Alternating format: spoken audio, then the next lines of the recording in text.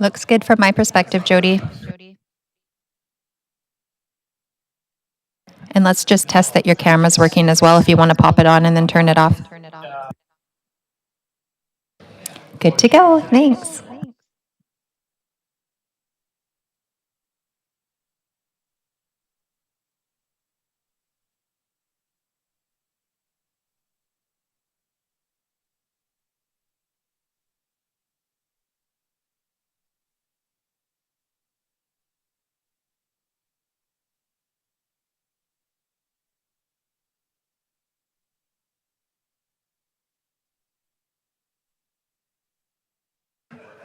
Testing for YouTube. Testing 1, 2, 3.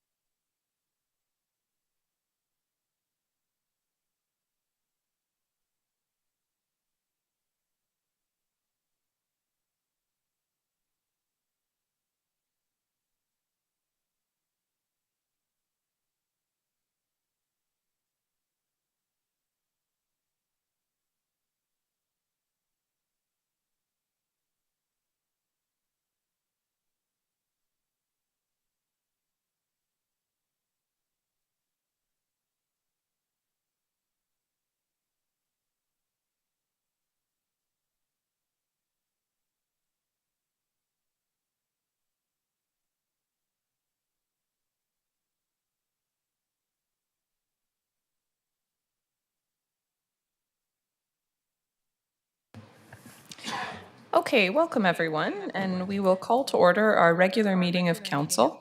Oh, we got our echoey thing happening again. All right, we will start today by acknowledging and recognizing that we work, live, and play in the city of Port Alberni, which is situated on the unceded territories of the Sishat and Hupachesit First Nations. And council, we do have an agenda in front of us. Are there any late items to add? Okay, seeing none from council, any late items from our corporate officer? No late items, Madam Mayor.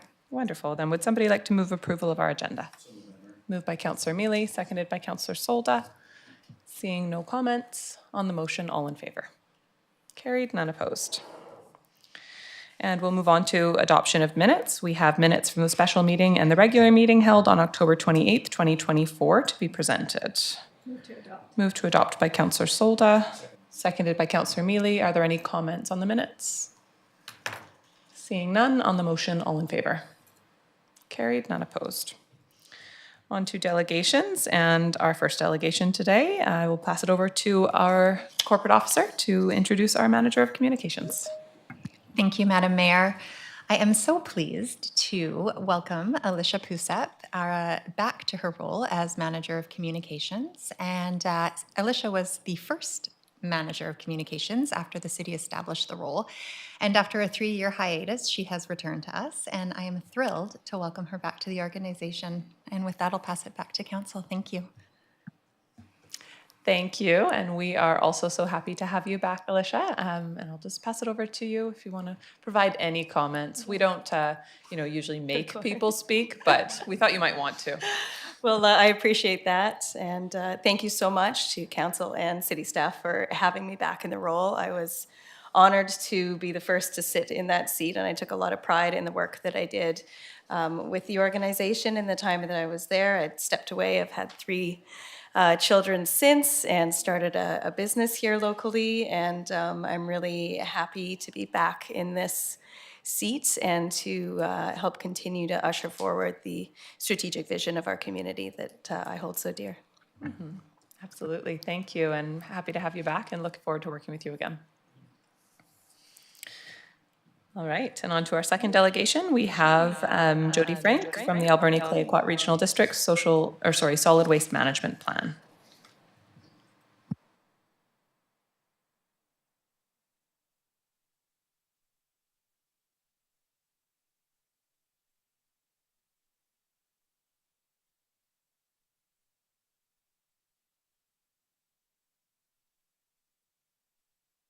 All right. Are you seeing my slides?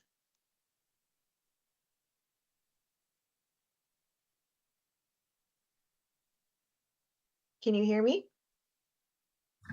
We can hear you, and we're just waiting on seeing the slides. I think it'll just be a moment. Okay.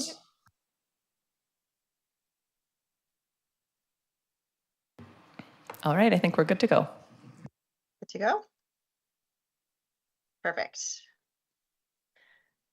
So good afternoon. My name is Jody Frank. I am the Solid Waste Project Coordinator and the project lead for the Alberni Clayoquot Regional District Solid Waste Management Plan.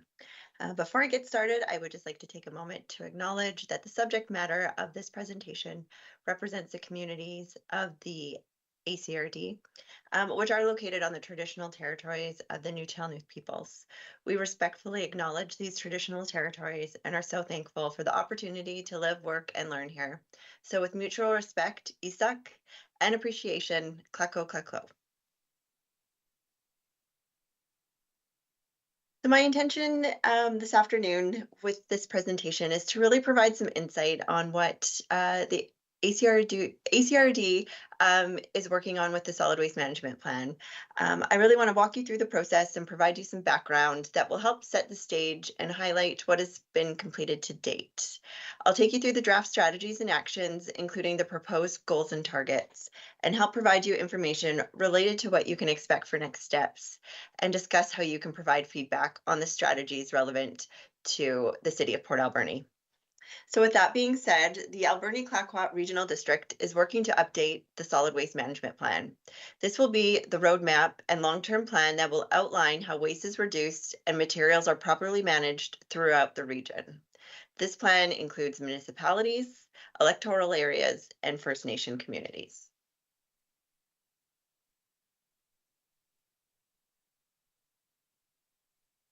So why do we need a solid waste management plan? Well, in British Columbia, all regional districts are required to have a solid waste management plan in place. This is a process that's mandated by the Ministry of Environment and Climate Change Strategy and is regulated through the Environmental Management Act. The process is set out by the province and outlines specific criteria that a regional district must undertake in order to achieve the plan's requirements. A solid waste management plan will outline what our future programs look like and what infrastructure we need to reduce the amount of waste we send to the landfill in order to optimize our solid waste system's efficiency and to help manage costs over time. So this slide really speaks to the process and the timeline. As part of developing a solid waste management plan, there are 4 defined steps in the process. The first being to initiate the process. So this took place back in spring 2023, and as part of this step, we initiated the plan and informed the ministry of our intent to undertake the planning process. From there, we recruited our advisory committee. This is a group of outstanding individuals and community members from electoral areas, municipalities, remote, rural, and First Nation communities. This also includes technical members, members from the business sector, and members from the educational sector. Phase 1 of public engagement also occurred in 2023. So this happened through October and December, where feedback was generated on priority areas for community members, where they were able to share basically what their priorities were when it came to solid waste. From there, we moved to step 2, and that's really setting the plan direction. This included developing guiding principles, which really act as our guiding North Star to help create the framework of the plan and to guide how decisions will be made. I'll touch more on the guiding principles in the next slide. And other key outputs of this step were setting goals and targets of the plan and developing a really long list of potential options that have now turned into our proposed plan. Committee, they had the opportunity to tour the Alberni Valley landfill, the West Coast landfill, and various solid waste facilities throughout our region to really gain an in-depth perspective on where gaps and opportunities exist. This brings us to step 3, which is evaluating the options. So this is where we are in the process. We've developed 8 proposed strategies and are consulting the public on these strategies. So during this phase, our hope is to collect public support and feedback as we continue to draft the plan. After phase 2, we will summarize the feedback, report back to the advisory committee to consider, and then continue to develop the plan. The plan will be reviewed and brought back to the community for the last round of engagement prior to it going to the board for approval and to the ministry for submission. The last step is step 4, and that's really to prepare and adopt the plan prior to it going to implementation. So as I mentioned, the guiding principles, the ACRD, as well as the advisory committee, made the decision to use the guiding principles, use the New Channel Sacred Principles to help form our guiding principles. So this addresses respect, taking care of, and recognizing that everything is one for the people and the land. So the first guiding principle is around the sacred principle Isak, which is utmost respect. In this context, we speak to the personal and collective respect for our communities, our people, the traditional knowledge, the natural world, the metaphysical world, and other people and communities. The second being uasak, which is taking care of. In this context, it's about taking care of our present and future generations, as well as taking care of self and the resources provided by the land and the natural world. The third is ishsawak, is everything is one, and this is the notion of interconnectedness, interdependence, and the reciprocal relationship between the people, the land, and the wider world in a physical, spiritual, and social sense. So with the guiding principles, the group developed goals and targets, and these just really help support the guiding principles and help us measure success. So as we move forward with the plan, the 4 goals that we have set are around social equity and local economy. And this is just ensuring that we are providing inclusive, equitable, and accessible opportunities across all solid waste systems to all communities. So ensuring that remote communities have the same access to waste diversion that a larger community would have, as well as supporting and promoting local economic benefits through social procurement. The second goal is around environmental, and that's just really avoiding impacts from solid waste collection and disposal facilities to make sure we're not negatively impacting our local ecosystems. The third is around education and providing effective and accessible education to all audience types. The fourth is around economic and making financial responsible decisions. The targets that we have set are the first one being our aspirational target, and it really aims to just take care of the people and the land by promoting using our resources wisely, to encourage community members to reduce, reuse, and recycle to get the most out of our products and reduce our carbon footprint. In order to measure progress, we've set another target of reducing our waste disposal amount to 350 kgs per person per year of waste going to our landfill. This aligns with the provincial target, which is 350 kgs per person as well. So when we look at where we are now, the ACRD as a region, so we have the West Coast landfill as well as the Alberni Valley landfill. So this 545 kg per person number is calculated by taking the total amount disposed as garbage and dividing it by our region's population. So it doesn't just include the residential material that you're sending out at your curb. This also looks at waste material from commercial and institutional sectors and C&D, which is construction and demolition. So that's how we collectively get that 545 kg figure. When we look at the BC average, it's about 506, and then that target again of 350 kgs. Now, when we look at our other BC regional districts, the orange bar shows us where we are in relation to our other BC neighbors. This particular diagram shows us the waste going to the landfill. So again, it takes the combination of the AB landfill as well as the West Coast. So collectively, we're sending about 30,000 tons to landfill. The bottom section shows you what's currently being diverted, and the top is showing you what we're generating as a region across all sectors and what potentially could be diverted. And so the 8 strategies that we have proposed looks to take that top section and provide more opportunity to divert those materials.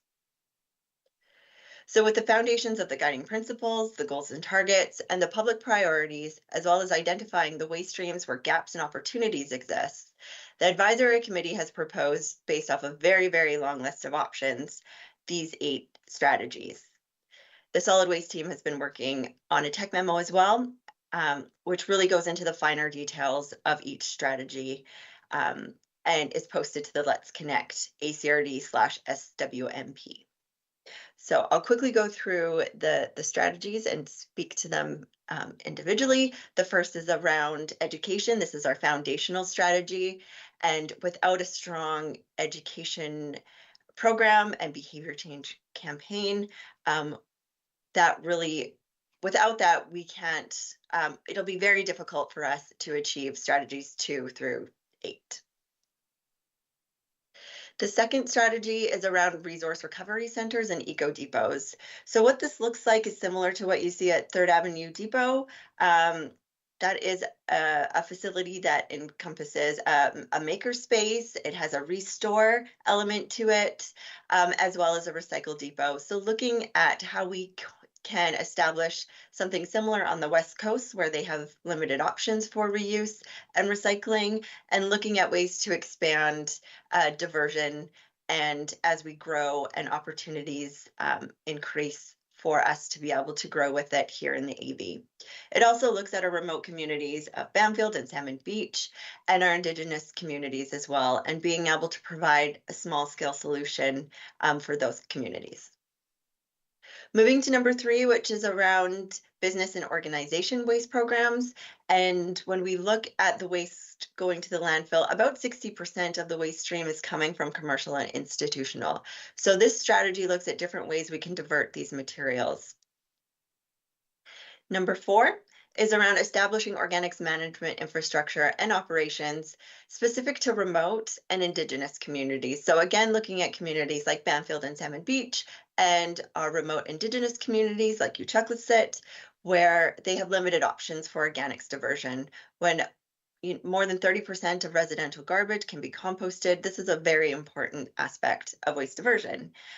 So this strategy looks again at those remote communities and how on-site composting or organics processing can produce compost that can then be fed into community gardens to grow more food.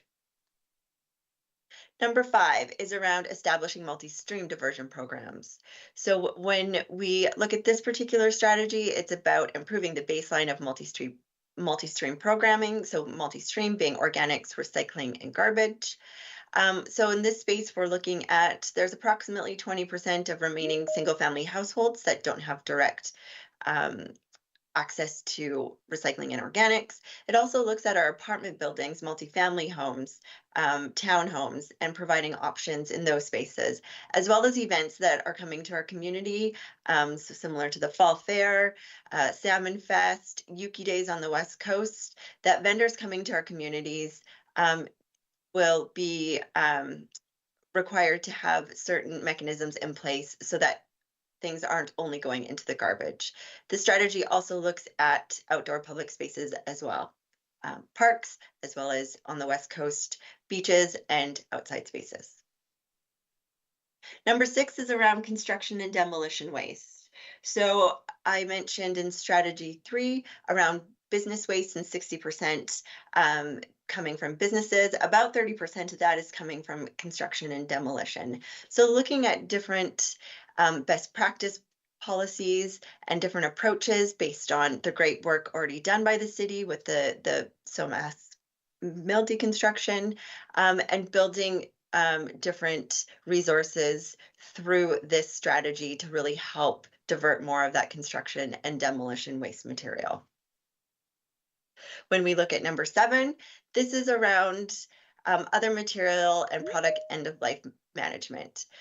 So moving outside of the extended producer responsibility, looking at bulky items, looking at disaster debris programs, illegal dumping, ocean plastics, and hazardous waste. That is all captured under number 7.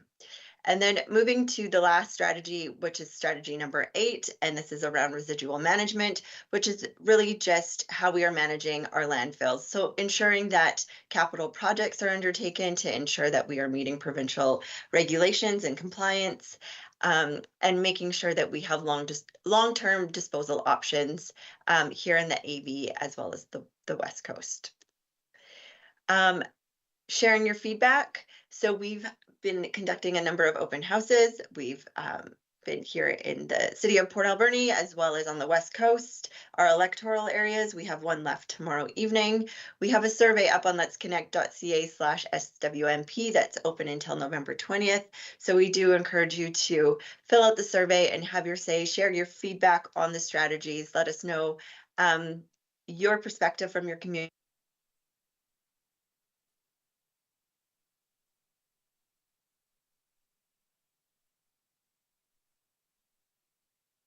Back to the advisory committee to consider that feedback and continue to develop the plan. From there, the plan will be reviewed and brought back to community for the last round of engagement prior to it going to the board for final approval. That concludes my presentation, and I'm happy to answer any questions. Thank you so much for the presentation, Jody. Are there questions from council? Councillor Haggard. Thank you, Madam Mayor. Thank you, Jody, for mentioning the SOMAS property because that's a statistic that council is extremely proud of. So thank you for bringing that up. You've had a number of open houses already. Have you noticed any kind of themes or common ideas coming from the public yet on waste diversion? It's different per area, but for the most part, on the West Coast, members are very supportive of the strategy, especially around strategy 2 and the reuse and recovery options, and just being able to promote more reuse options for our communities. Other questions?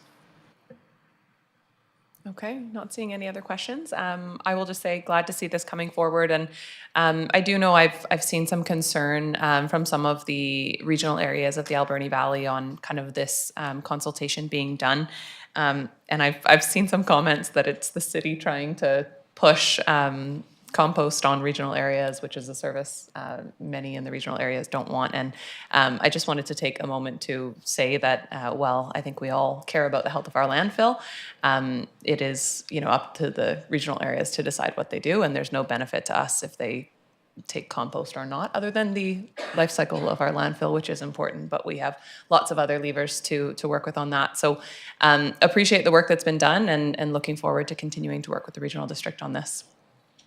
Thanks. And not seeing any other comments, we will move on. Thanks for coming today, Jody. Great, thanks so much. On to unfinished business. We have the 5-year financial plan Q&A summary. And I don't know if we need to introduce this at all. For anyone, we do have our Director of Finance walking up. This is obviously just the beginning of our annual budget process, and Andrew maybe can just introduce this document, as it's one that we've been doing the last few years. Thank you, Madam Mayor. So we've, as you mentioned, we've done this the past probably three years now, the question and answer. So it summarizes any question that comes forward from the public, from council, to follow up and inform everyone about the budget process or items related to the financial plan. So we're continuing to do this. We're doing it a little bit earlier than we normally do, because we have started the financial planning process a little bit earlier. So with that, if there's any follow-up that's required from the question and answer that's provided today, we can cover that. Otherwise, we will continue to see this on every agenda moving forward. Wonderful. Thank you. Not seeing any additional questions for today. Okay, thanks, Andrew. We will move on to staff reports. No staff reports today, so bylaws. Item number 1, we have the animal control and pound bylaw number 5117. And this is final adoption. Are there any questions or comments from council? Not seeing any. Councillor Patola, would you like to read this one? Madam Mayor, I move that the animal control and pound bylaw number 5117 2024 be now finally adopted, signed by the mayor and corporate officer, numbered 5117. Thank you. Moved by Councillor Patola, seconded by Councillor Solda. Seeing no comments on the motion, all in favor? Carried, none opposed. And item number 2, we have the OCP and zoning bylaw amendments for 3830 Fifth Avenue. We'll welcome forward our planning manager.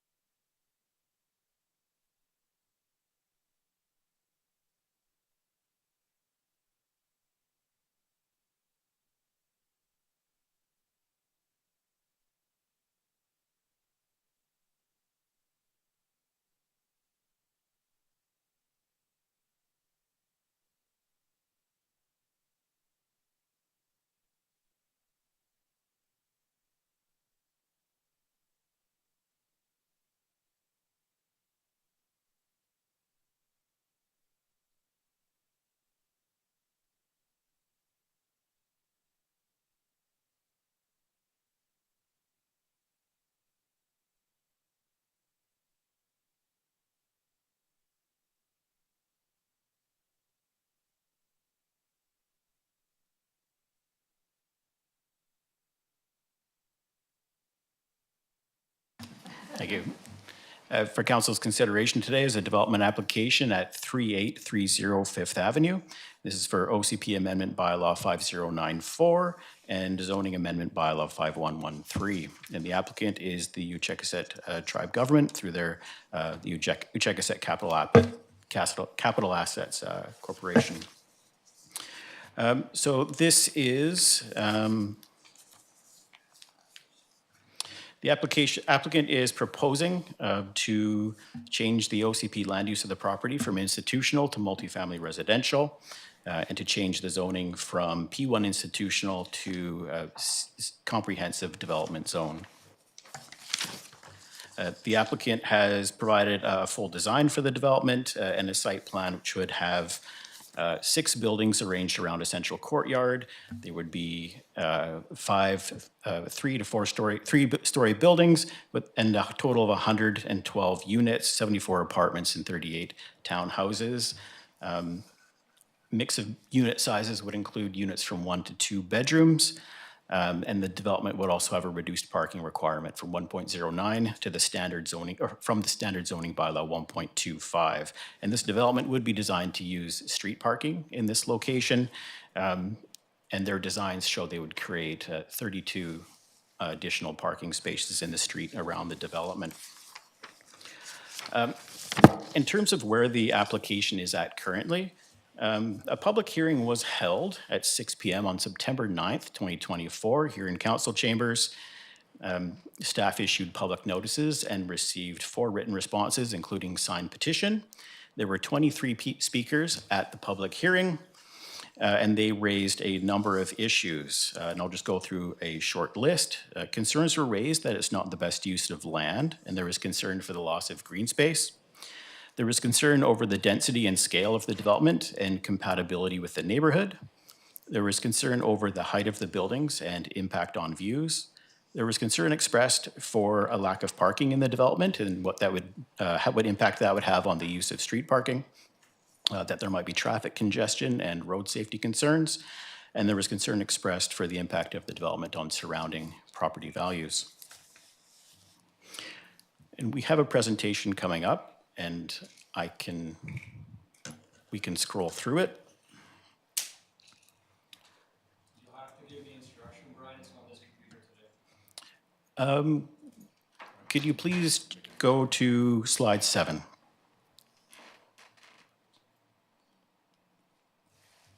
So this development would put pressure on street parking, and this is an issue that staff have identified and realize through this process. And this is because it is a multi-residential development, and we just expect that the street parking will be used by the people who live there. Success in this location will depend on Uchekasset Tribe Government managing the visitor street parking at Nuchi. This is a community center type facility. They run public events for their community, and they host various workshops in their building and provide services. People who attend the Nuchi building currently use street parking on 4th Avenue. This development would also use street parking on 4th Avenue. So that's why we identify this issue. In order to address some of these concerns, Uchekasset Tribe Government has proposed to construct an additional parking lot on their property with an additional 15 spaces. They've committed to improving their existing parking facilities on site. They're going to direct their own staff to park on their property, and they're committing to work with city staff on signage for 4th and 5th Avenue, which is a form of parking management in this location. Next slide, please. So this application aligns with OCP policy for the redesignation of land as multifamily. It will provide 112 units of much needed rental housing. Most surrounding properties will not be significantly impacted by the shadows from these buildings. The building heights and the land use transition in the neighborhood with the surrounding neighborhood is acceptable. But as we've identified, there will be pressure on the street parking between residents and visitors to Nuchi, which may require management by the city over time, including bylaw enforcement or signage, depending on how that issue plays out in the future. But given the need for quality rental housing in Port Alberni, staff are recommending that the development proceed. Next slide, please.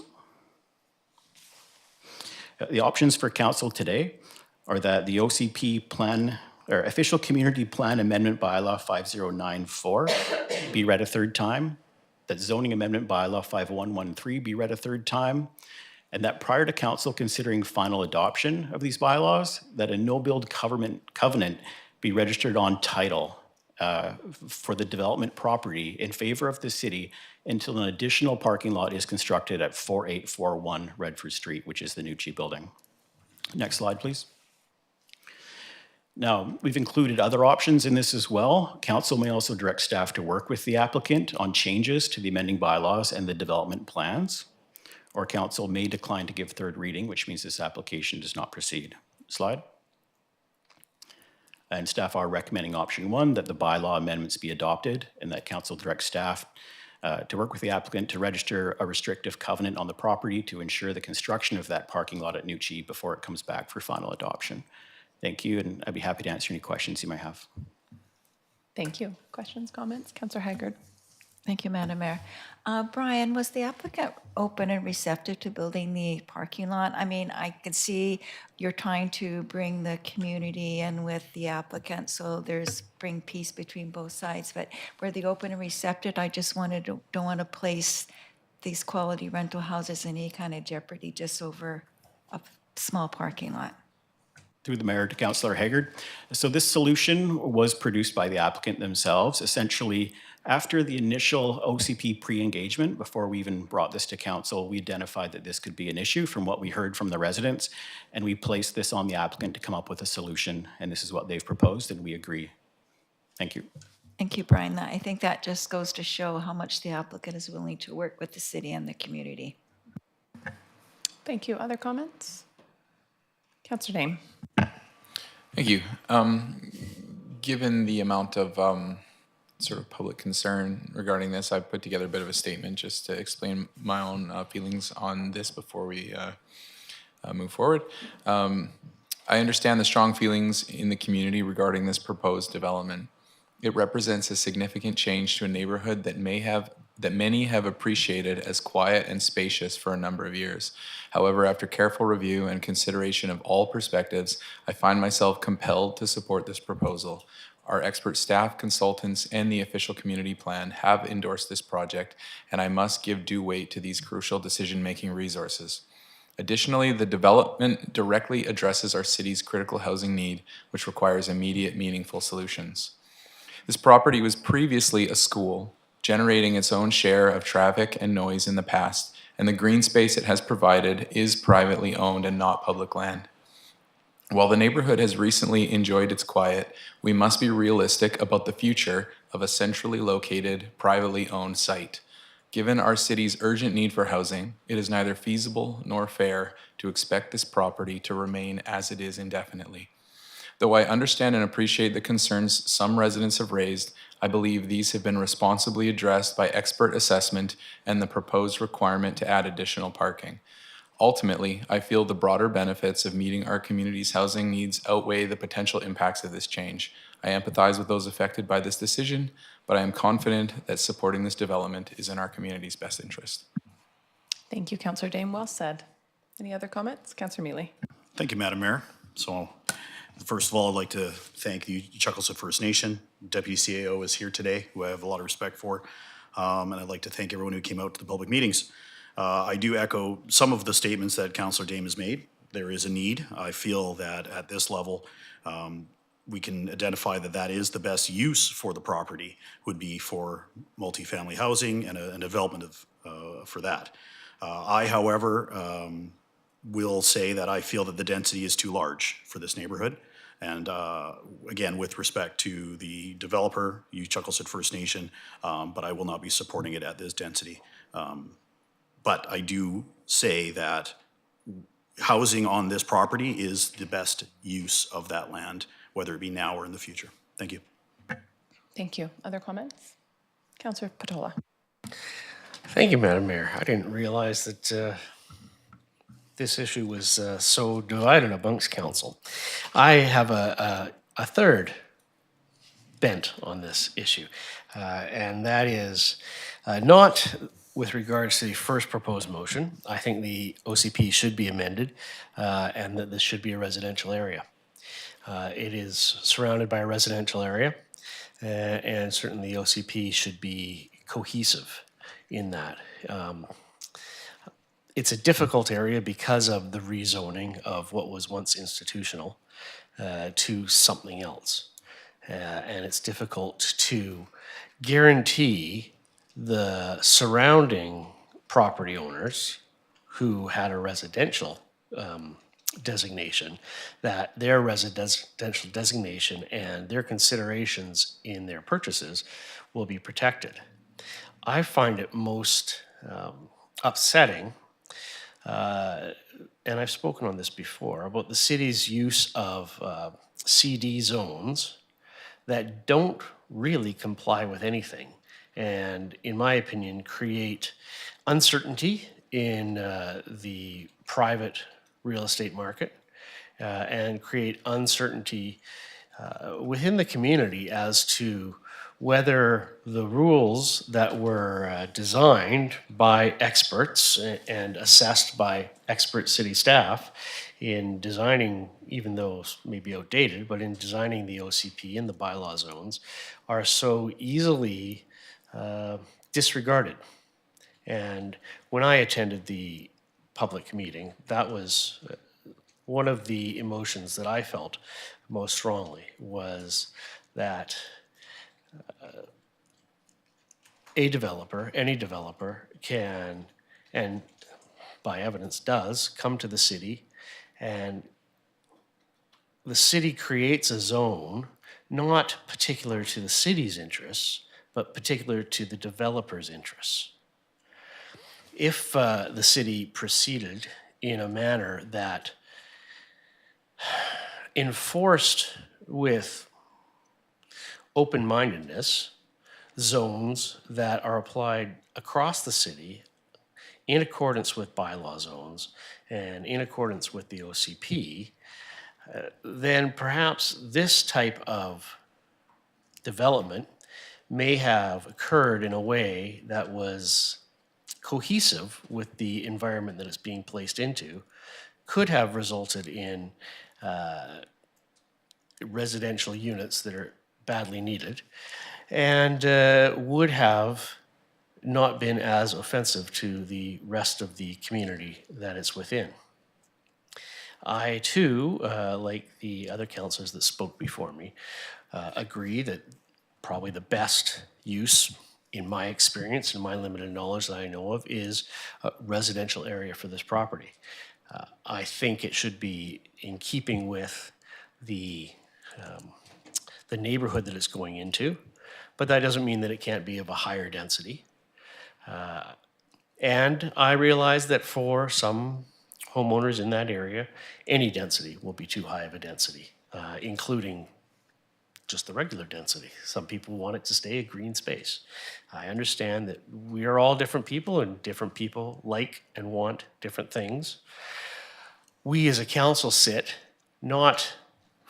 really not for the benefit of an individual group or an individual person, but for the benefit of the corporate nature of the city itself. That's who we owe a fiduciary duty to. And so we need to be looking not at an individual developer's desire, an individual prior resident's desire, but we need to look for the benefit of the community as a whole. And it's because of this use of CD zones that are essentially determined by the developer in their plan and not by the city in any comprehensive plan, such as the OCP, which we constantly refer that it's going ahead, it will be here soon, but yet there's simply no guarantee that that OCP will ever be followed by past evidence that the previous OCP gets changed so easily. So I am very much in favor of changing the area to a residential area. I am not in favor of the zoning bylaw amendment, purely by the nature of how the process has come to pass. And with regards to item C, that's fully dependent on the outcome of the prior motions. Thank you. Thank you, Councillor Patola. Councillor Solda, any comments? No? Appreciate all the comments that have been made today by council, and I think this was a difficult public hearing as well because people do feel really strongly, and I think that anytime there is a substantial change to a neighborhood, it's a very challenging thing for a community. From my perspective, I don't take offense to the comprehensive development zone use as our councillor does, and I believe that a comprehensive development zone is not a zone created to fit the developer, but rather a zone created to build a development that works for the neighborhood. So that's perspective and what each of us sees in a process, but that's how I've seen it used in our community in the reasonably limited number of cases where it has been used. There could have been an application for this property to be fully rezoned to high density. I would say that would not meet the needs of the community. We would probably see a lot more units on that, on the property if it was all high density and apartments, as we've seen in some other areas. But I see this comprehensive development zone as a way to sort of scale the density in parts of the property that make sense. I want to recognize that it really, regardless of why or how or where we are today, I think it doesn't make change in a neighborhood any easier. If we do move forward with this, it is a significant shift to the neighborhood, not just some of the neighbors that came out to spoke, but the greater neighborhood as well. And I, as somebody who has lived through changes, significant changes in a neighborhood, I know that that is a challenging thing when you buy in an area and you expect it to stay the same, or at least reasonably the same. But the reality is that just doesn't happen in a community that is growing and changing as ours is. So I think it's our determination and job here today to determine if we think that this is reasonable or not. Recognizing that some neighbors will lose their view or have that view impacted or shifted in some capacity. Some neighbors will see shade at some times, although we know we have had the shade studies done, and recognizing that there will be impacts on traffic that can be difficult and challenging. I think what development also brings to a neighborhood is a new liveliness, often of families that we haven't seen in those families in a lot of or in those neighborhoods in a lot of years, and that's certainly what I've witnessed in other places where we felt I've seen developments where we've focused very heavily on what the negative outcomes would be of it, and now that those developments are built, what we see and what neighbors enjoy are the positive outcomes that come with development as well, and the energy that comes into a neighborhood, and the shifts that we do see that are positive following what is a difficult change. So I want to just recognize and appreciate all the comments that have been made. There's no easy answer, and there's no kind of easy position on any of these applications. I'm going to support the application. I feel that I know there were some negative comments made about the look of it at our public hearing. I actually feel that it is going to be a beautiful development that will fit really nicely into a neighborhood. I do think that it is a significant amount of density, especially where the apartment building sits, but I believe that sort of scaling from the townhouse portion to the apartment sort of settles that in a little bit nicer. And I think I just highlight the comments made by Councillor Dame. Our community is changing quickly, and we just saw the housing needs report.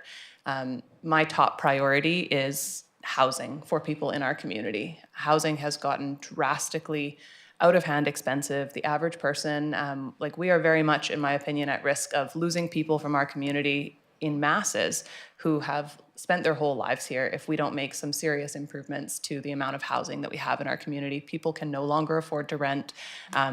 The average person in our community certainly can't afford to buy anymore, and that is a new problem for us, and I think that it's one reasonably new. I think that it's one that we need to make significant efforts to have an impact on. So I'm going to support the application despite the, I think, challenges that have been expressed, and just want to appreciate that it's a difficult one either way. Councillor Haggard. Thank you, Madam Mayor. To the people in the neighborhood, I know change is hard and change is scary, but as Madam Mayor said, our community is changing. So I'm going to encourage the residents to please get to know your new neighbors. Come to them with an open mind and an open heart. And I'm going to encourage the developer to invite your new neighbors in for an open house, invite them in and have a block party, get to know each other. I think that once the development gets done and people start to move in, there will be some challenges, absolutely. But I think all those things can be worked through and we can support the residents in any way that the city can support them. And the developer seems to be very open with working with the city and working with the community and addressing any concerns. So I too will be supporting this. Thank you. Okay, speaking of supporting, I don't think we've read the motion. Councillor Mealy. I'll read the motion, Madam Mayor. Move that official community plan amendment 3830 Fifth Avenue bylaw number 5094 be read a third time. Thank you. Moved by Councillor Mealy, seconded by Councillor Dame. Seeing no more comments on the motion, all in favor? Carried. Yes, sorry. Yeah, no, I got your opposed. I just didn't say carried, none opposed, so motion carried. Thank you. And does somebody want to read the next one? Councillor Mealy. So read it. Madam Mayor, move that zoning bylaw amendment 3830 Fifth Avenue bylaw number 5113 be read a third time. Moved by Councillor Mealy, seconded by Councillor Dame. Seeing no comments on the motion, all in favor? Motion carried, opposed? Carried. Thanks. It's a majority. Okay, and then the last one, please. Thank you, Madam Mayor. Move that prior to council considering final adoption of bylaw number 5094 and 5113, a no-build restrictive covenant be registered on title at 3830 Fifth Avenue in the favor of the City of Port Alberni until additional parking lot is constructed at 4841 Redford Street. Thank you. Moved by Councillor Mealy, seconded by Councillor Dame. Any comments on this portion? Seeing none, on the motion, all in favor? Carried, none opposed. Okay, thank you, everyone. And we'll move on to zoning bylaw amendment for 4691 Gertrude Street. Oh, and the third and final. Go ahead.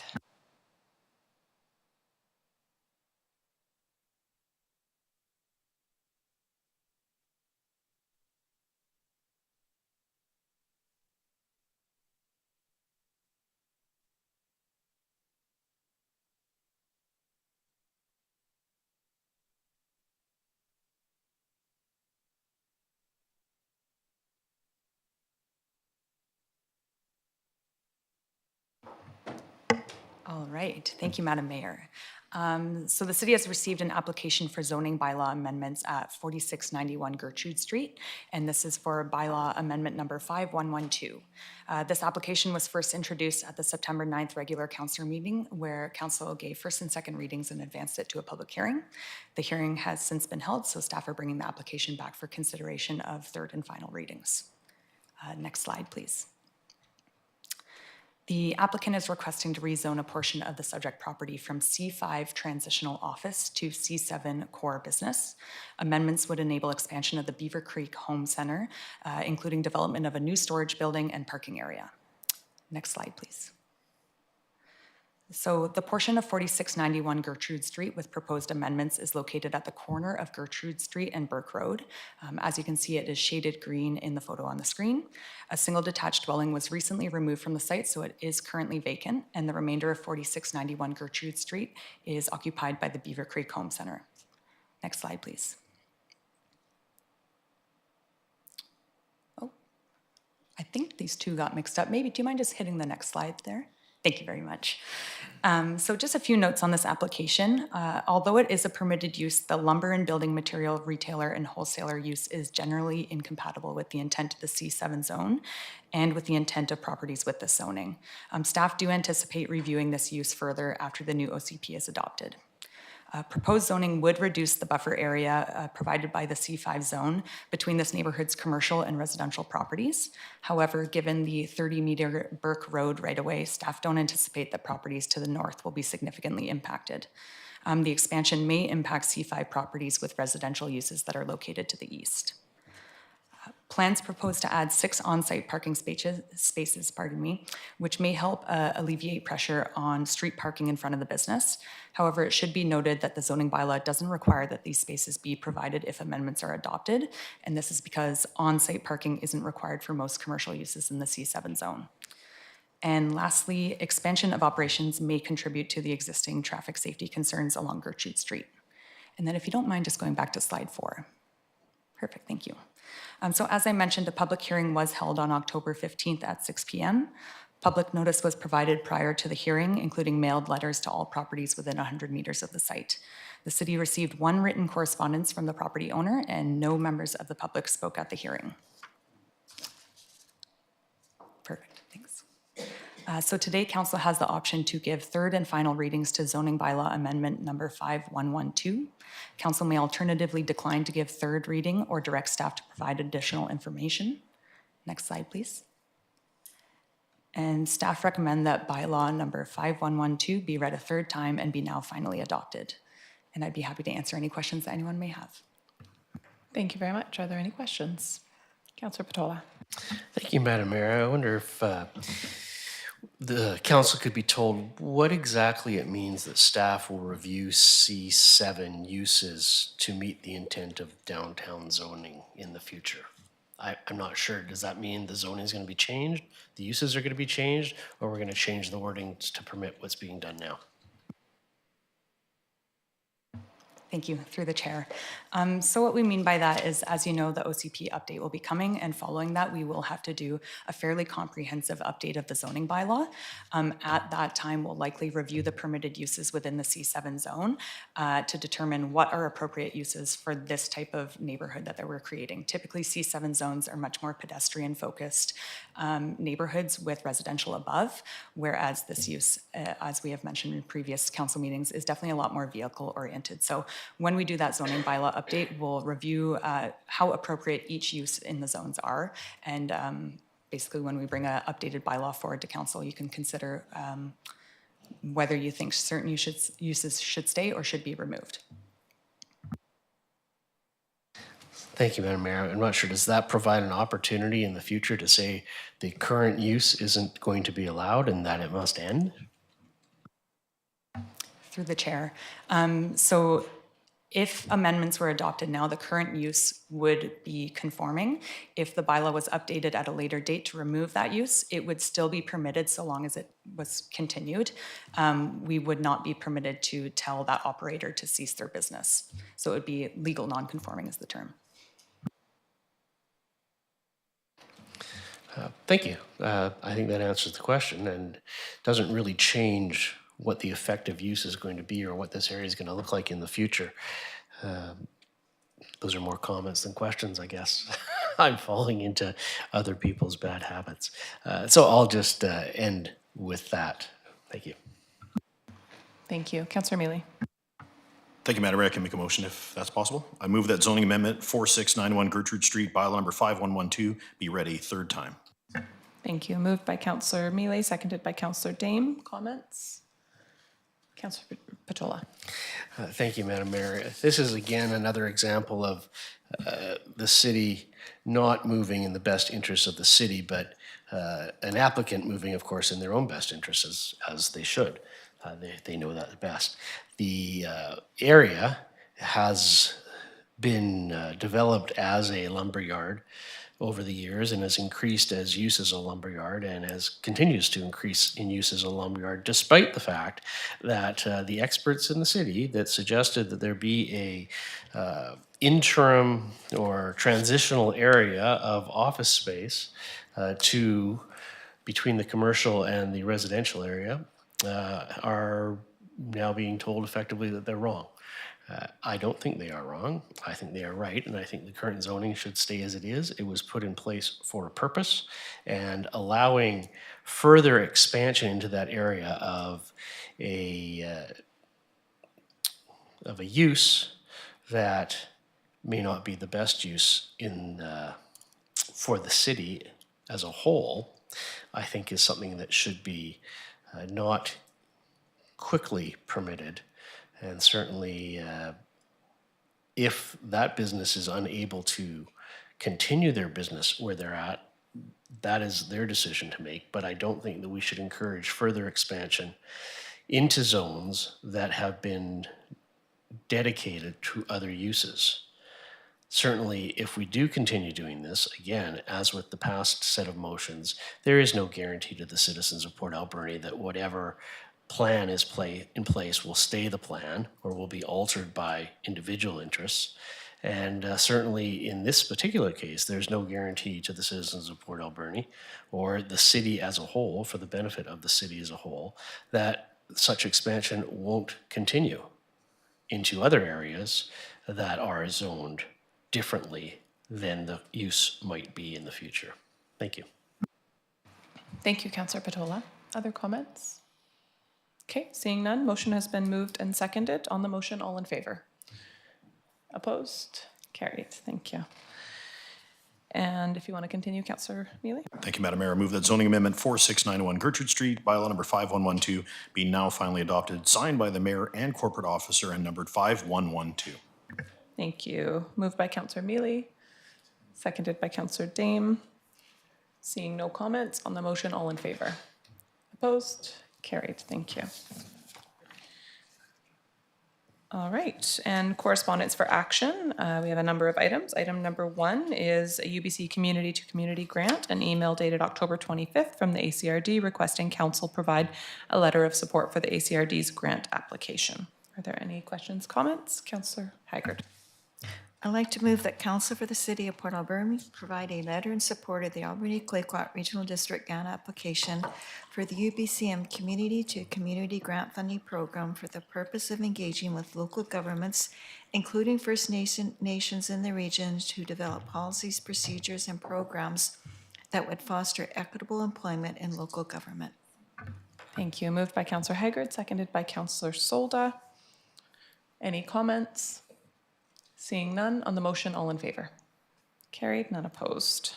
And perfect. And item number 2, we have the Fire Smart Grant 2025 to 2027. Again, a letter dated November 1st, 2024 from the ACRD requesting council provide approval for the regional fire grant applications. Anyone like to speak to this one? Councillor Solda. Oh, I don't want to speak. I don't want to speak to it, Madam Mayor, but I'm going to move that the Council for the City of Port Alberni agrees to provide approval for the Alberni-Clayoquot Regional District, ACRD, to apply for the Union of BC Municipalities Community Resiliency Investment Program under the Fire Smart Community Funding and supports initiatives, and therefore authorizes the ACRD to apply for, receive, and manage grant funding on behalf of the City of Port Alberni. I'll second that. Thank you. Moved by Councillor Solda, seconded by Councillor Haggard. Any questions, comments on this? Seeing none, on the motion, all in favor? Carried, none opposed. Item number 3, we have an email dated October 31st, 2024 from Jay Graham, elected leader of the Alberni-Clayoquot Métis, requesting the Métis flag be flown at City Hall. Councillor Mealy. Thank you, Madam Mayor. I move that council authorize the Alberni-Clayoquot Métis request that City Hall fly the Métis flag on November 16th in recognition of Louis Riel Day through to November 18th.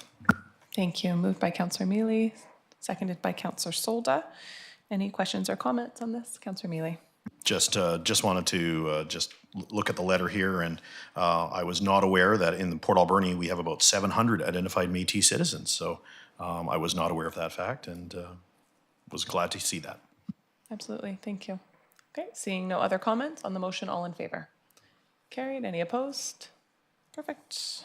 Wonderful. And item number 4, we have the 2025 AGM and Convention of Association of Vancouver Island and Coastal Communities Resolution Notice and Submission Process. So council, this is just for awareness, but we put it in correspondence for action rather than information this time around, just in case council wanted to have any early discussion about possible resolutions. They're not required yet, but if council does have any items that they'd like to bring forward for discussion and to give direction to draft resolutions on, then that could be done now. And if not, we will add it to another agenda for future date. Councillor Patola. Thank you, Madam Mayor. I read the letter, and I know that we will have resolutions to present as we think through the issues facing our city and province. I don't have any right now, and I'm just wondering if there's an end date on this, if we could just have it diarized. You stated you'll bring it forward again on another agenda, just so it's diarized far enough in the future. I see the deadline is February 6th. So do we have enough time to do so? Yeah, absolutely. It will come back to a future agenda. We just wanted to include it as received in case anyone wants to get something started now. Councillor Solda? Oops, sorry about that. Madam Mayor, I concur with the, I don't have it in front of me now. I just kind of turned it. Motion to receive then. Thank you. It's moved and seconded. Seeing no other comments on the motion, all in favor? Carried, none opposed. All right, and proclamations. We have an email dated October 30th, 2024, requesting the month of November be proclaimed as Adoption and Permanency Awareness Month in Port Alberni. Councillor Dame. Madam Mayor, I move that council on behalf of the Ministry of Children and Family Development proclaim the month of November 2024 as Adoption and Permanency Awareness Month in Port Alberni. I'll second that. Thank you. Moved by Councillor Dame, seconded by Councillor Haggard. Seeing no comments on the motion, all in favor? Any opposed? Carried. None opposed. And correspondence for information, I will go to our corporate officer. Thank you, Madam Mayor.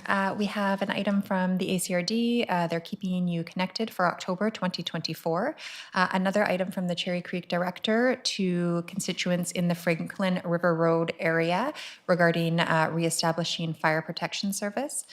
A news release from the Huayet First Nations regarding the Sarita River fatal accident, various letters from the ministry in follow-up to UBCM convention meetings, an item from Innovation, Science and Economic Development Canada looking for nominations for teaching excellence, and lastly, an item from BC Hydro just announcing their community regreening grant program is coming up for application. Thank you. Wonderful, thank you. Any items councillors would like to speak to? Councillor Patola. Thank you, Madam Mayor. In reading the BC Hydro letter, I noted that not only is there a regreening program directed at tree planting, but also wetland reestablishment is new this year. And I think that with regards to the continued development of the SOMAS lands, that there certainly is an opportunity there for wetland reestablishment. And I'll just make those comments and leave it to who's ever in charge throughout the process, which I know goes on for a number of years yet, just to make note of that. Thank you. Thank you. Any other items? Okay, then would somebody like to move receipt of our correspondence for information? Moved by Councillor Mealy, seconded by Councillor Dame. Seeing no comments on the motion, all in favor? Carried, none opposed. No report from in camera, so on to council reports. Are there any items from councillors' activities or reports they would like to speak to? Okay, seeing none, a motion to receive reports. Moved by Councillor Mealy, seconded by Councillor Dame. Seeing no comments on the motion, all in favor? Carried, none opposed. New business, item number 1, we have Next Level Liquor Primary for B4963 Angus Street.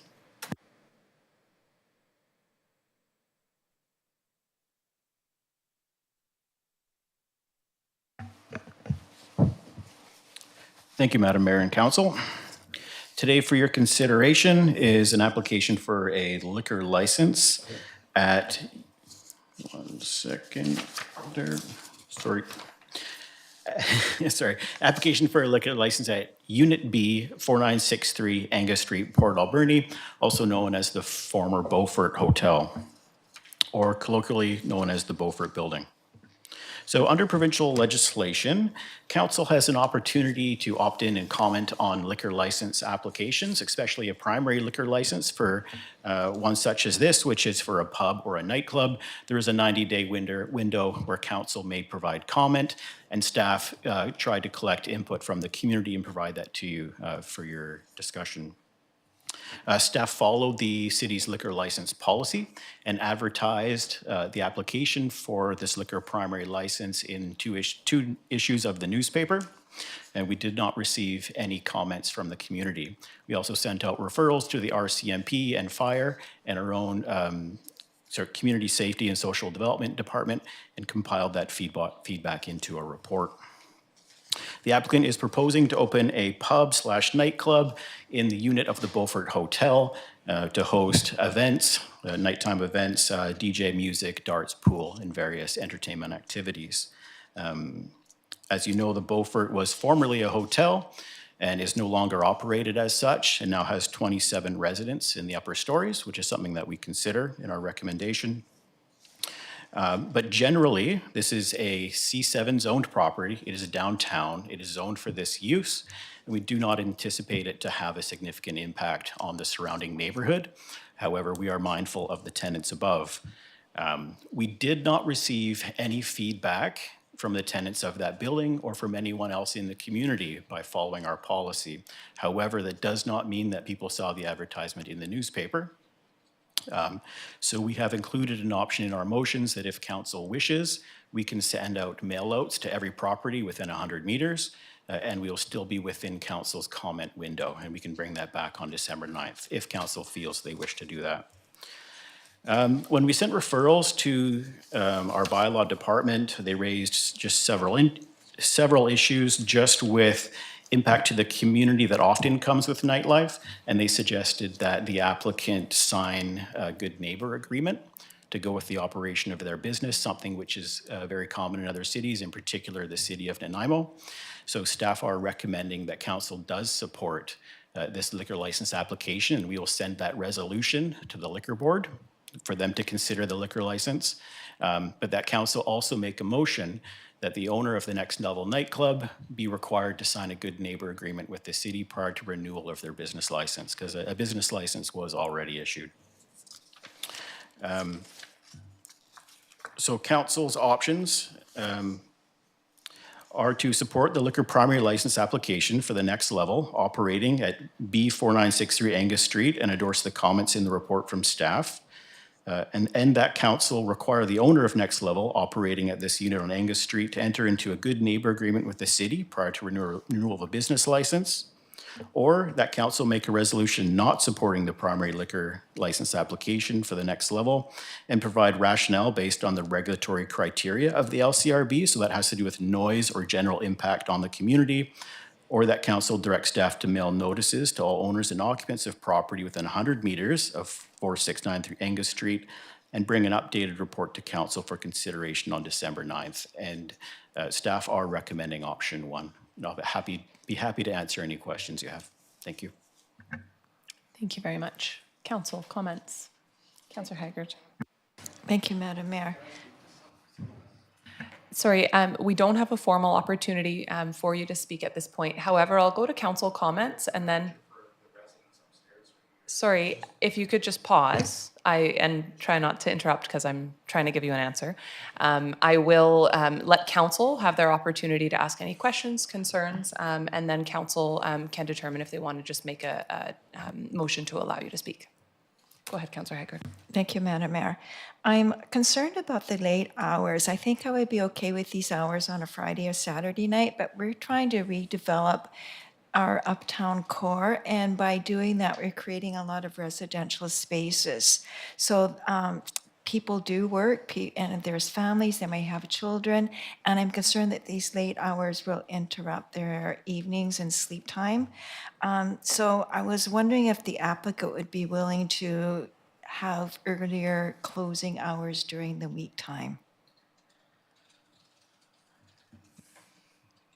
Through the mayor to Councillor Haggard, if I may comment, I'll just say that, so general impact on the community and general impact of noise is something that the liquor board does want to hear from council. It's one of their criteria. So if council does have a concern with noise, they can express that through their resolution and recommend that the hours, the late hours to 2 a.m. not be permitted. The liquor board gets that and they review it before they issue a liquor license. Councillor Solda. Thank you, Madam Mayor. I have two concerns. On the good neighbor that we're asking the owners to sign, what happens if they don't comply? I mean, you can sign any document like that and not comply, and that's my first question, so I'll wait. Through the mayor to Councillor Solda. So with the good neighbor agreement, how it would be structured, and this is how they do it in Nanaimo as well, is that every business is required to have a license in order to operate. So if there was non-performance or they didn't uphold their end of the bargain of the agreement, the liquor license could be suspended by the city and then not renewed in perpetuity. Great, I like that. And second is, why didn't we do a mail out? I mean, in the past, we have done mail outs, so I have questions on that. And I would rather hear from the residents, and because they're the ones going to be more affected, and the businesses around them too. So I'm just kind of curious. Through the mayor to Councillor Solda, I believe it was in 2020, spring of 2023, council adopted a liquor licensing policy that was put forward by staff at the time. And it said that our procedure to follow was to do advertisements in the newspaper. But we have also done research, and it is very common for cities to do a direct mail out. And so I've provided that option for council. So I do have concerns. I would like to see the residents have a mail out. Not everybody might not read their mail, but not everybody reads the newspaper either, right? Or are computer savvy. So, I mean, we have age demographics in that particular residence, and some might not have computers, some might not have a lot of things. So that's my concern, and that's how I would like to add into the motion, if whoever reads it. Thank you. Any other comments before I go to the applicant? Councillor Mealy. Thank you, Madam Mayor. I appreciate that. Just through you to Mr. McLaughlin. So it is proposed that it is enter into a good neighbor agreement prior to renewal of the business license. When would they be up for renewal? And the other question would it be only for the residents in the area, or would it go to all? And sorry, and I apologize. The reason why I say that is because other than the residents up top. And we all know that Beaufort's been around forever, the convention center downstairs, and of course Geiga Square was a big part of it before it burned down. But the nearest residential properties are actually 2 blocks away. So would just the residents in the area get it, or would we all commercial? Everything's under C7 in that area. Would those property owners get those notifications? Through the mayor to Councillor Mealy, how it works is that every owner of property and every occupant of property would receive a letter. So whether they live in Port Alberni or not, or whether they're just a tenant or an owner. So pretty much everyone. And just to go through a little background, of course, the piece that is being leased out is the old pool hall, which operated for years. It was downstairs in the convention center where it was. Jaguars, sorry, don't know if anybody remembers that place, but I would suspect that the place downstairs was much more of a nuisance, just in personal history, than the pool hall and the area that is being leased out now. So I'd like to take a chance on this and see something in there. I think it would be a positive merely because if it is some sort of a club, nightclub dance place, that there will be security in the area. And we do know that if you go around at nighttime, there are some problems in the area without security. So I think that could be a plus, and I'm pretty sure that the applicant would probably work with that as well. So thank you, Madam Mayor. Thank you. Councillor Dame. Thank you, Madam Mayor. Yeah, I think in general it's exciting to see unused spaces being, having new life breathed into them in that area, and so on that front, I'm happy to see this. But given the nature of the type of business and the hours that it's running, I think that it would be probably just due diligence would be to allow the neighborhood an opportunity with. To make sure that they're aware of what's going on and have their say. So I would support mail-outs as well. Thank you. And Councillor Patola, I'll go to you first and then I'll make comment. Thank you, Madam Mayor. I always want to let you have the last word. In reading the report, I see that under the Liquor Control and Licensing Act, that council comment must consider the establishment's location, the person capacity, and the proposed hours of liquor service. I agree with my fellow councillors with regards to 2 a.m. closing 7 days a week, letting a potential 200 people, 199, out into the community at that time. Obviously, they don't all leave at the same time, but the potential for a great impact, being the capacity, the location, and the hours, all three of the things which we must consider, has a potential for great impact on the community. I know it's stated to be in a downtown location, but this is a small town, and small towns have small neighborhoods. Small neighborhoods mean that that people live within a block of commercial enterprises. I don't mean to get into an argument with my fellow Councillor Mealy, but I think this is located on 4th Avenue, corner of 4th and Angus, and at corner of 5th and Angus. our residences. I also note that that same area is being developed into a higher density residential area with the developments that are going on some of the former Woodward's lands.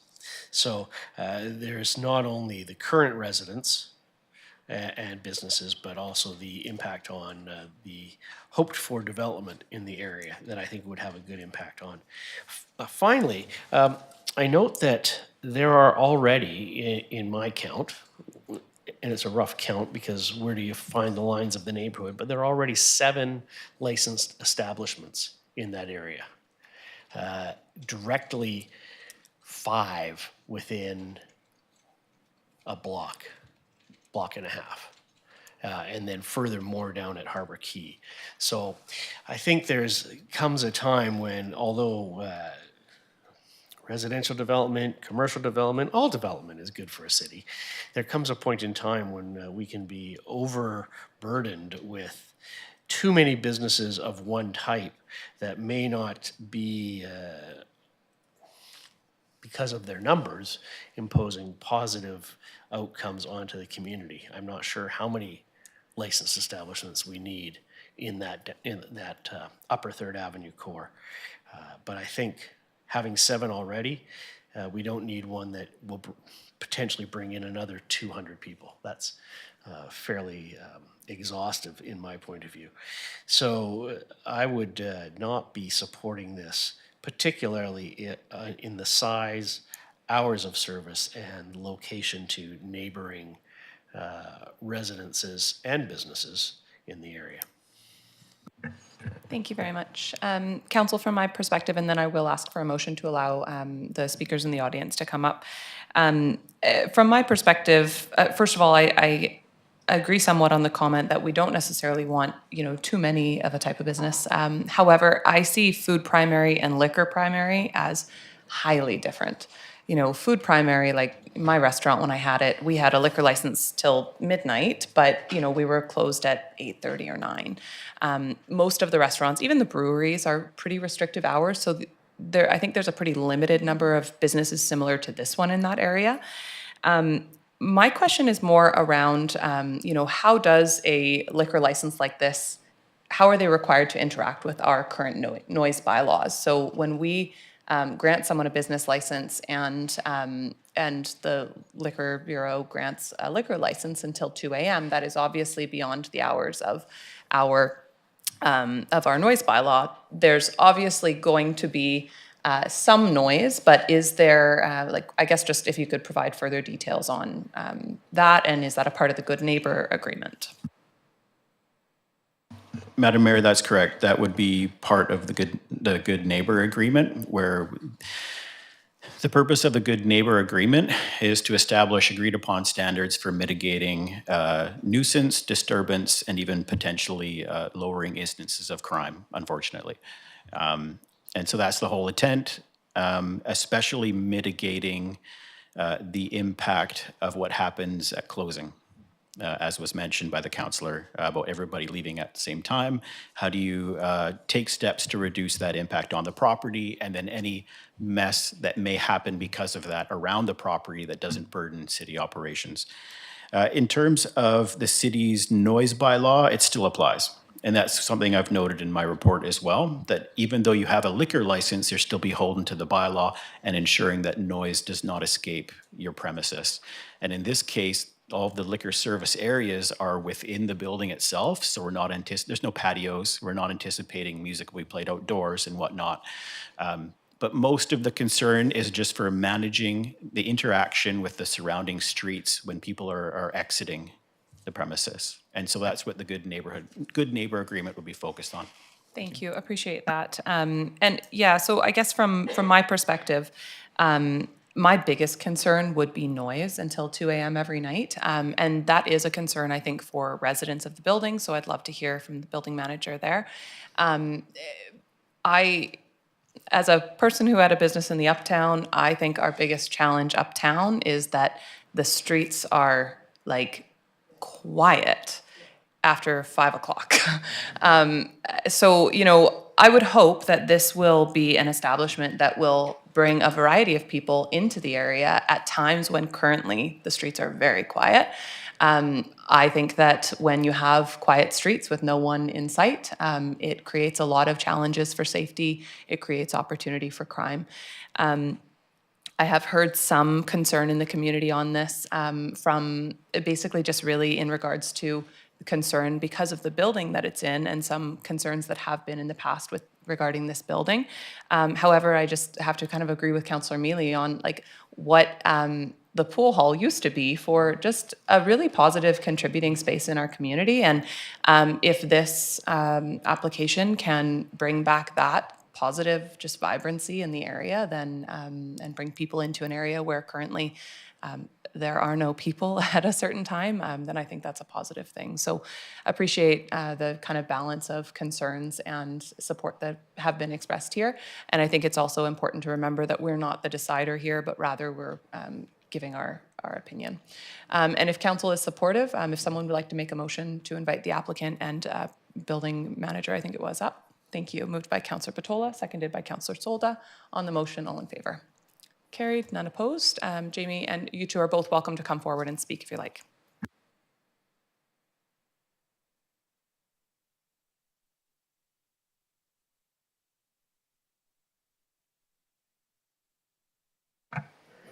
Hi, I'm Krista Rangvalson. I am the manager of the Beaufort Hotel. Jamie Donovan, the owner of the Next Level, who's leased the space. So I honestly think that having it open is going to be a positive for the uptown as well too. As you said, after 5 o'clock, it is quiet as a mouse up there. You know what I mean? Having security around the building as well too also helps with the Beaufort getting into a better place than it was before. I don't know if you guys know me, but I've been working really, really hard to make it a really safe place for the tenants and everybody else. There has been like band practice and stuff down there, and they were open one weekend or one night at Halloween, and you can barely hear the music upstairs. My tenants are all really happy with it growing and expanding and things getting nicer around there and better, and it makes them feel better about themselves as well too. I think that it's very good for our community up there because it's dying up down. It's like all down Argyle, it's all empty, all everywhere, you know. There's not many houses around our building, and if we can't hear it upstairs, like if we have our TVs on, you can't even hear the music. So I don't think it's gonna bother anybody else in the community either. As far as security or whatever, I do plan on having doormen at the door and security around to diffuse any situations that might arise, or if people need walk to their car or whatever. Yeah.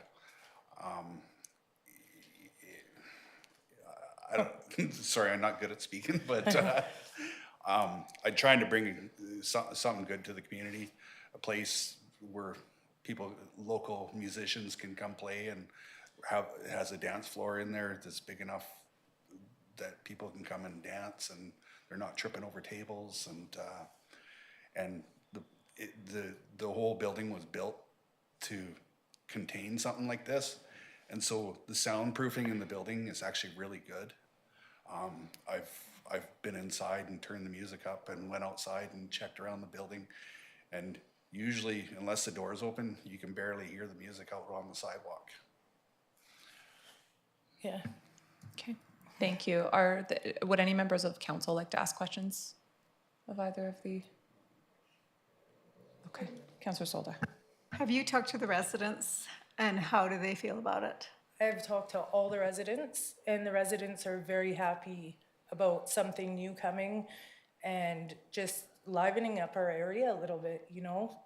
Having the bar there with the security and stuff, it detours, you know, the other people that try to come around and cause problems because they see the security, right? And then they don't want to hang around or cause any problems around there, crime and stuff. You know, I think it's good for the uptown. My residents are all happy with it. I did have letters, but I didn't know that I had to have them in by a certain date. So they didn't make it in, but I could get more letters. I could bring them in at another time if that's. Thank you. And Mr. Donovan, I know that this has been your heart dream and everything. I've read all about it, so yeah, I just thought I'd share that. This is not something, yeah, I've been working on this since I started the project back in July. I've been, like, all my weekends and evenings have all been invested in time and yeah. I don't know what else to say. It's quite nice down there now. We've done a lot of work around the building itself to make it fire safe and stuff like that. We've removed like a ton of potential fire hazards and stuff like that from the building and stuff like that, cleaned out fire wells. We've had like the fire systems all looked after, and the building inspectors have all been through the building inspector and passed it and say that, and as well as the fire marshal, and they all say it's safe. And yeah, I don't want to cause any problems for people that are a block away or whatever. And yeah, if the music's too loud, for sure, we can turn it down and yeah. Okay, thank you very much for the comments. Councillor Mealy. Thank you, Madam Mayor. I just had comments rather than questions. Thank you for coming. I appreciate it. So just to go back to the building itself, the Beaufort Convention Center was built in a way. It was the premier hotel in this community at one time. It really was. A little before my time, but if you could go onto the museum website and look at the pictures, the place was amazing.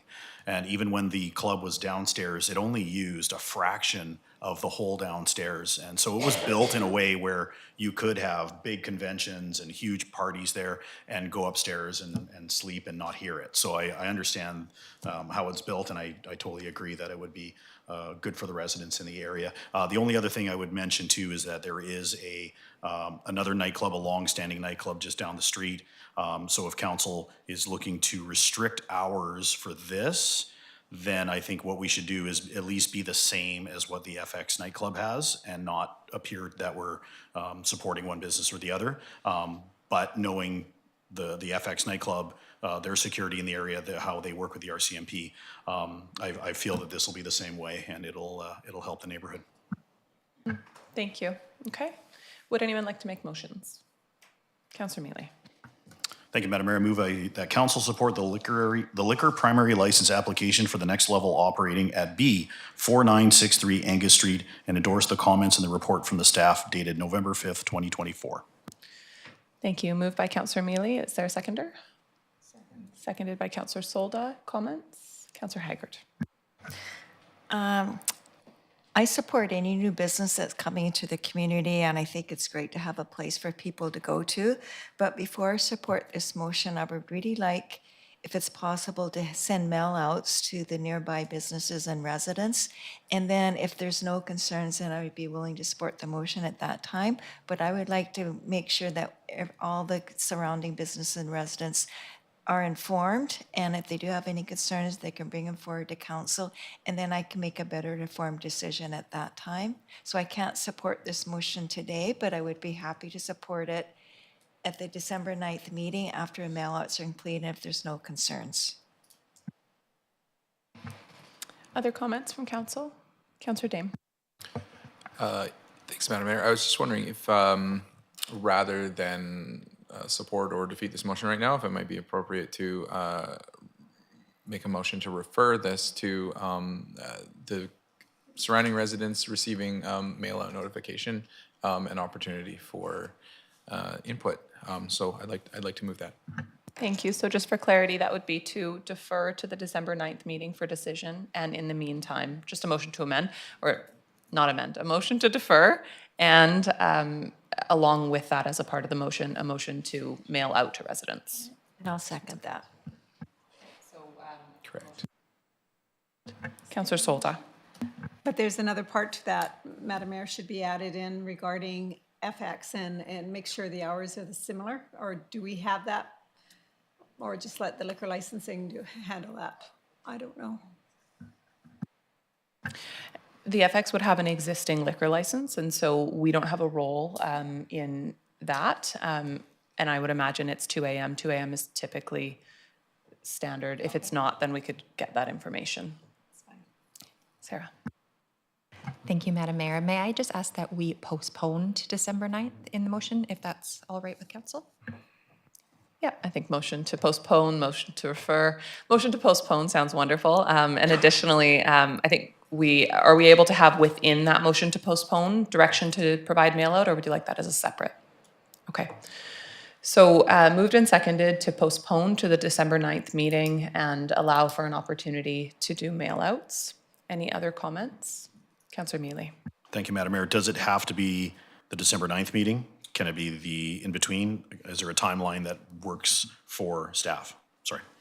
Brian, if you're able to comment on that. To the Mayor, to Councillor Mealy, it would take until December 9th to mail and receive the responses to the notice. And December 9th is the last meeting we can hit within the 90-day window from the province. Thank you. Before we vote on this, I just want to say that I think that the good neighbor agreement is a really important piece of this. While I do think that it is a really positive step for the community to add people to an area, not to say that that is without issues. I don't think a nightclub is ever without any issues. But I've spent a lot of time in the Uptown, as many others here as well have, and it just always strikes me how quiet it is, and with that lack of people comes a real feeling of lack of safety. So I do think that there's a positive opportunity to add people to the neighborhood here. However, I want to make sure that we have the ability through a good neighbor agreement, if we do move forward with providing our support, that we do have the ability to make changes and have some teeth if we ever need to make changes with the business owner. And obviously, we hope to never get to that point, but I know we have started doing good neighbor agreements with other operations in the community as needed as well, and they've been really helpful. So I know we'll get to that one next, and I assume we will probably, actually, I don't know if we need to defer the next piece to the December 9th meeting. I think we could vote on the next piece still. Yeah, I'm getting head nods, wonderful. Okay, so on the motion to postpone and send out mail-outs, all in favor? Opposed?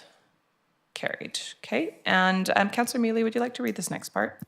Thank you, Madam Mayor. I move that council require the owner of the next level operating at B 4963 Angus Street enter into a good neighbor agreement with the City of Port Alberni prior to renewal of a business license. Thank you. Moved by Councillor Mealy, seconded by Councillor Dame. And just from my perspective, so prior to renewal of the business license, that would be like the January renewal? That's correct. Okay, so I think it's important that we do pass this motion now if we're intending to pass it, so that we have time for our staff to work with the business owner on this. Any comments? Okay, seeing none on the motion, all in favor? Any opposed? None opposed. Carried. Thank you. Okay, and item number 2, we have OCP and zoning bylaw amendment for 15th Ave and Montrose Street.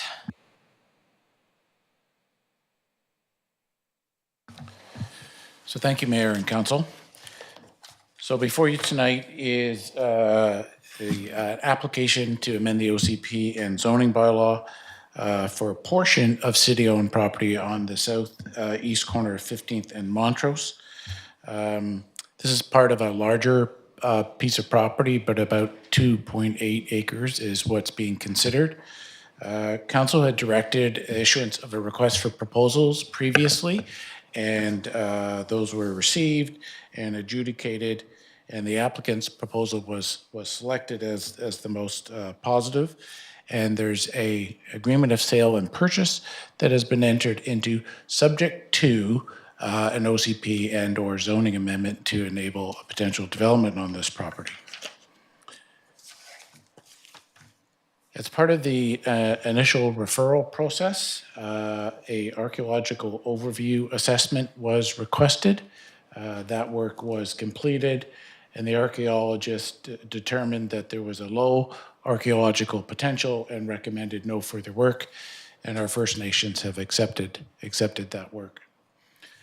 Staff have continued to review this application and again recently completed a second round of referrals and pre-engagement process. As council is aware, the city is updating its official community plan bylaw, and in the spring of this year, There was a series of public engagement events to discuss future community growth and scenarios. Staff are now drafting the land use policy that considers what we heard from the community. This includes assessing where and how the city designates new lands for development and how this aligns with our housing needs and climate action. So some options for council to consider on this application. One, that council direct to introduce the OCP and zoning amendments bylaws following the adoption of the new efficient community plan and bring those forward at that time. Or council may direct staff to prepare and bring forward OCP and zoning amendments for this particular application as soon as possible and set a public hearing date. What is proposed by the applicant is to potentially subdivide this property into about 15 new parcels. There's a preliminary site plan attached to the staff report. But essentially, with new provincial legislation, this would be our primary residential zone, which could enable units from a single detached home to potentially up to 4 plexes.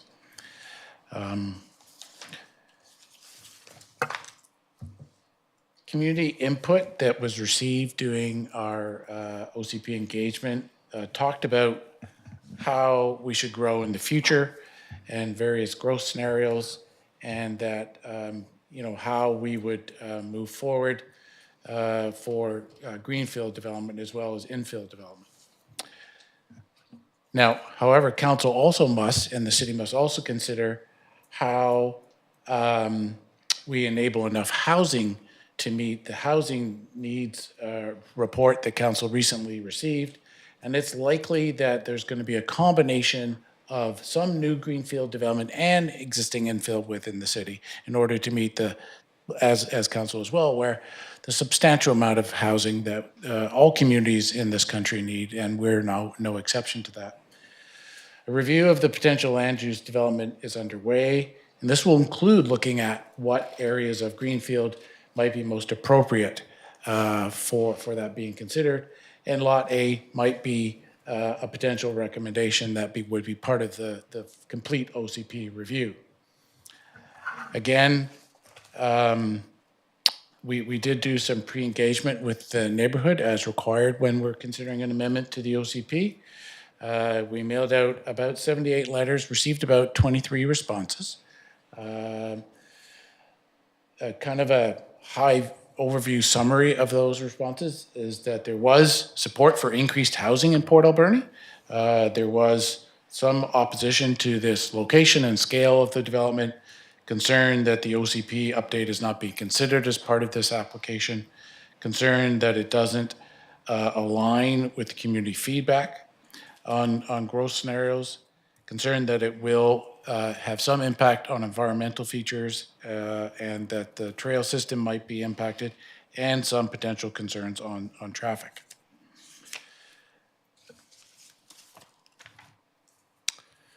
That being said, this is an area that the OCP is being considered on, and so staff's recommendation is that we do wait for the new OCP prior to considering this development application. But as I indicated, another option for council is to potentially direct staff to bring the bylaws, and then we would consider it under the current OCP and our housing needs as we move forward. And I'd be pleased to answer any questions. Thank you very much. Questions from council? Councillor Batola. Thank you, Madam Mayor. I wonder if council could be informed what the effect of the OCP update would be on this particular project. Just to be clear, I'm just wondering if the new OCP, once it's updated, would possibly, without any decisions being made today, relieve the necessity of doing a further OCP and bylaw change. So that, as it is indicated, that's what we're currently doing now. We're looking at what we heard from the community. We're putting into that policy, into the draft OCP. A lot of this OCP will be around housing. And in order to meet the housing needs assessment, the OCP is required to show how the city is going to enable that level of housing in the 5 to next 20 years. So this might be a site that is identified in the new OCP as a potential site that balances the infill development with some limited greenfield development. But staff have not completed that work. It has not come forward to council or the community for consideration. So not a predetermination made on that yet. But yes, there will be, in order to identify how we're going to meet those housing needs target, there's likely to be a mix of, some increased density as infill, but also some greenfield development, but in a more limited way than maybe the community and other communities have traditionally grown, where that's how almost all the development occurred, was greenfield development. We need to look at things differently, more focus of density in our growth neighborhoods is what we're talking about, but there's going to have to be a balance between both in order to likely meet the housing needs requirements that we're also required to identify in the OCP. So it's not a direct answer, but I hope I gave you a general answer there. Thank you. Other questions, comments? Okay. Councillor Mealy. Thank you, Madam Mayor. And I apologize through you to Mr. Smith. I have a recommended motion here, but if I'm not mistaken, you just stated at the end of your report that the recommendation is to wait for the OCP and zoning, the OCP, if I'm not mistaken. So that is staff's recommendation to council, is that we complete the new OCP before we consider the development application on this particular site. That being said, another option for council is to ask staff or direct staff to prepare the amending bylaws for this particular site, this particular development, and then we would bring those forward for your consideration, and we would schedule a public hearing. So there's two options that council or defeat or not wish to proceed. And the proposed, or the staff's recommendation is the one that's written here, to bring it forward following the OCP. Thank you, Madam Mayor. Then I will move that council direct staff to introduce the proposed OCP and zoning amendment bylaws following adoption of the 2042 official community plan for a portion of the city-owned property described as Lot 1, DDF 39405 of District Lot 113, Alberni District Plan 1044, except part in plan VIP 55450. Thank you. Moved by Councillor Mealy, seconded by Councillor Dame. Any further comments? Councillor Mealy? Thank you, Madam Mayor. Yeah, I think this has been going on for a long time, and I really appreciate city staff for going through everything that they've needed to go through. And I appreciate all the work that's been done to this point. It is future development. I think it's no secret up there that it's been earmarked for some sort of housing for years and years. But I do appreciate all the work done at this point, and look forward to the next steps. Thank you. Councillor Haggard. Thank you, Madam Mayor. I'm concerned that if we've already had a purchase agreement from a buyer, for a potential buyer, would the current zoning bylaws not apply and not future bylaws? If you already have a purchase agreement in place, or am I wrong? The purchase agreement was subject to amending of the bylaws to enable the developer's application. So that's what this application would do. And when we get to introducing bylaws, whether it's before the new OCP or after the new OCP, the zoning amendment bylaw, which the zoning portion of it is proposed to be the primary residential zone. So that still has to be considered before the purchase and sale agreement can be complete. Because of course the purchaser wants to know that the city is supportive of the type of development they are proposing on this site. Thank you. Any other comments? Okay, seeing none on the motion, all in favor? Carried, none opposed. Thank you. We'll move on to question period. This is an opportunity for members of the public to ask questions of council on decisions or recommendations made during the course of this meeting. A maximum of 3 questions per speaker will be permitted, and for anyone participating electronically, please use the raise your hand feature and we will call on you in the order in which your name appears. Would anyone like to ask questions today? Joseph?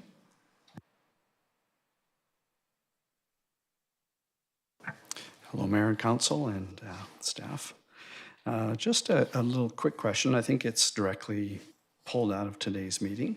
To do with the OCP, which is, I think, going into its draft stage where it's going to be looked at, draft, and then brought back to the public and to council to be reviewed. Just a comment and then a question. The process so far to engage the public in the OCP, there's been attempts made to do that. I tried to attend a couple of them. There was I think few and far between. But just to read off in today's agenda, I think it's pages on 112, I think somewhere the 117, 112. Communication tactics, 12 different communication tactics were implemented to advertise engagement opportunities from February 10th to January 10th to February 23rd. In total, these tactics provide a possibility of, I've read this before, possibility of over 76,000 opportunities to inform the public about upcoming engagement communications included. And then it goes through how it was done, newspaper, radio, advertising, different things. The result of that, according to what I'm reading today on the next page or within that, engagement with the community included over 330 participants, 76,000 possibilities, included over 330 participants in person and online, with over 50% of participants under the age of 30. There was a good mixture of participants from those living in Port Alberni, long-term and short-term, newer to Port Alberni. Most participants were employed. It goes on to say who they were, but only 330 participated according to this. Now from that has come so far what's been worked on for our OCP, which is, I think, is in a draft form that's going to go. And then it says within today's within the agenda, this is one of the things. City is in the process of updating. In the spring of 2024, staff led a series of public engagement events to discuss future communication growth scenarios, climate actions. Staff are now drafting land use policies and consider what we've heard from the community, what we heard. This includes assessing where and how the city processes with land development, aligning different things. So the part that I'm going to read here, staff will re-engage the public and council on the draft document in the coming months. So they're going to re-engage again. So it seems like it's very limited as far as the public engagement in this. And it's an important document, of course. It's going to put some things in place for a long term. I think till 2042 is what it says on here. So my question is, at the beginning of the delegation, there was Director of Corporate Services introducing the city's Manager of Communication. And I'm just going to use, unfortunately, I'm going to say Alicia because I don't want to mispronounce your last name. So thank you. So with that in mind, and now that you've got a person in place for a Manager of Communication, does that include how we can engage the public in a more complete way to get more input from more of our public? So that's the question. Thank you for the question. Absolutely, our manager of communications will be working on this. And I do think it's important to note that while we actually have had, of course, a manager of communications, and we've also had contractors in the communications area working on this. I know the public input numbers are often disappointing when we look at them as a whole, but I think that it's our role to, as much as possible, talk about the opportunities for public input, talk about them here, talk about them in different places, talk about them online, in the newspaper, at events, in the community, as you can see, obviously, by the list at the schools. And the people who come out. And I often hear, not so much here, but at certainly sometimes at another board that I sit on, I often hear people kind of criticize and go, that's just such a small amount of public input, we shouldn't even listen. I think it's our role to take all public input, and if people feel strongly about something and want to come out and give that input, then we accept it as valid input, whether it's 300 people or 3,000 people. So appreciate, I think that your question is, can we get more people out? Absolutely. I think we can communicate more always. We can all talk about it more. We can try to, give more opportunities for people to share their input in different ways. We will always do that, and I think we've really continued to do that over the last few years, especially on the OCP, trying as much as possible to get a broad segment of the communication, of the community engaging on it. I think at some point it's on the community to come out, have that input, have their say, and it's on us to really spend the time to review that when it does come forward, and really try to not sort of write it off as a small segment of the community. As I know we'd like, 19,000 people or more, because it's not just people who live within the city of Port Alberni that we want to hear from. There's input opportunities for people outside of the city as well, and we'd like to hear from them also. But yes, Manager of Communications, I would imagine, will certainly be working on this, and I think every time that this has come forward to council, we have heard more from the community, and that has given more we've made changes along the way as well. So thanks, Joseph. Any other questions from members of the public? Okay, seeing none, would somebody like to move adjournment? Moved by Councillor Mealy, seconded by Councillor Dame. On the motion, all in favor. Meeting adjourned, carried.